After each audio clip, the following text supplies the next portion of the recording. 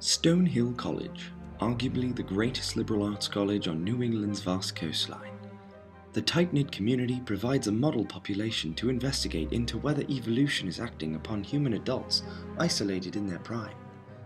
Microevolution is only directly apparent over a few generations. Despite this, we can observe our limited age group and ask if it's in an equilibrium, in which no evolution would be acting. A Hardy-Weinberg equilibrium, to be precise.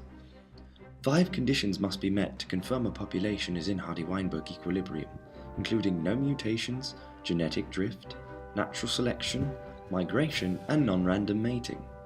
If any are violated, a population is verifiably not in Hardy-Weinberg equilibrium.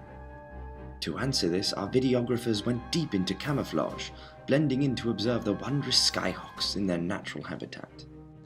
Having derived the informal classification as Clone Hill, one might expect a uniform representation of appearance, which is largely observable among both sexes. Skyhawk females display north face ornamentation with UGG appendage caps or boots, while moving about campus sipping on portable pumpkin-flavored refreshments. Males run in packs, all sporting loose-fitting athletic attire with white caps and Timberland boots.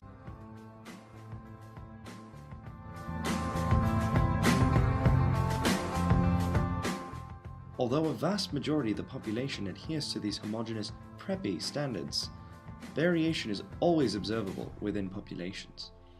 The instance of normal mutations are also seen in this rebellious female, who randomly began sporting combat boots. She is a stark contrast to her female Skyhawk counterparts. They rather maintain hunter, Uggs, Sperry's, or bean boots, which are all variations of the common preppy allele.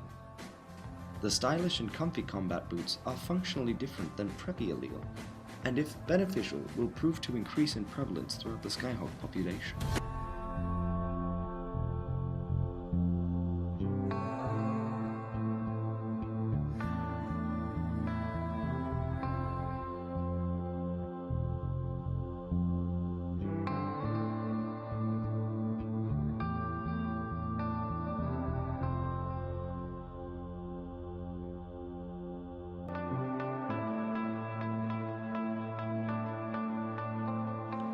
The Skyhawks maintain a biannual tradition of course registration in order to ensure that all are enrolled in courses needed to graduate in configurations which minimize stress.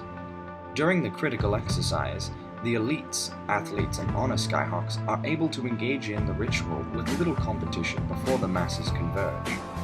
When the most fit have finished their part, a mass scramble to file into the right combination of courses favors the prepared and quickest Skyhawks.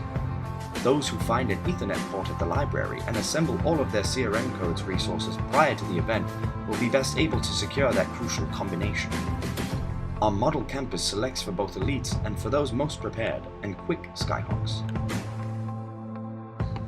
As beautiful as Stonehill College can be in the spring or fall, the model campus looks even more picturesque with the dusting of snow, but the occasional blizzard can catch Skyhawks off guard. Our videographers were able to document this cold February day that changed our Skyhawks as we know them. As the snow poured down, science major Skyhawks were hard at work in their ludicrously long lab periods. Their commitment to the sciences left a portion of the population stranded as the blizzard barricaded them in. Other buildings happened to have adjourned early, and only the science Skyhawks were trapped without food, water, or electricity. These few were lost randomly, and so the Stonehill population underwent genetic drift.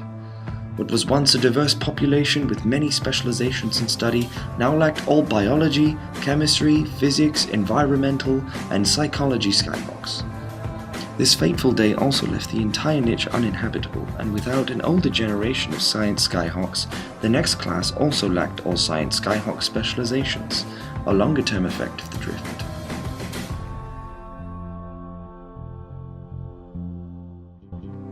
The McFadden Library is a haven of resources Skyhawks can utilize to increase their academic fitness. Now, if our model campus was in Hardy-Weinberg equilibrium, we could expect that no migration to the library would be taking place.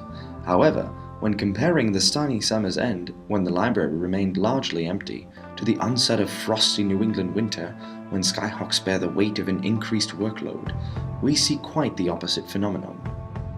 It is in the beginning of this period that a few of a particular genotype we can classify as studiers move in to exploit the wealth of uninhabited cubby nooks and consequently increased their fitness. In the ensuing weeks, even more Skyhawks persisted in migrating from their residence hall populations to the library. The latest seasonal migrants represent an introduction of new genotypes into the library population, the procrastinator and crammer genotypes. The change in frequency of these genotypes is represented by presence in the library. A ratio of studiers to crammers illustrates the instance of migration on Stonehill's campus.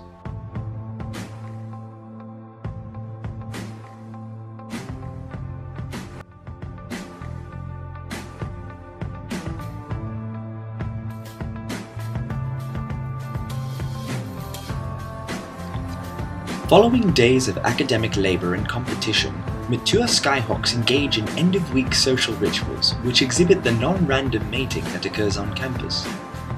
Festivities provide a stage for group interaction and can involve a range of potential partners from very few to the hundreds.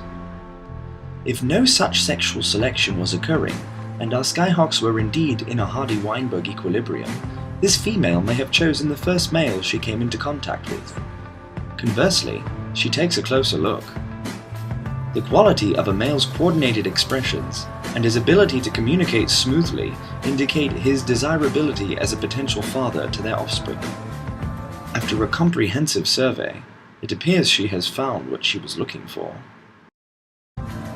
Through these observations, we can confirm that our wondrous Skyhawks are indeed not in a Hardy-Weinberg equilibrium. Rather, evolution is acting upon them, as in reality, a population in Hardy-Weinberg equilibrium is quite rare.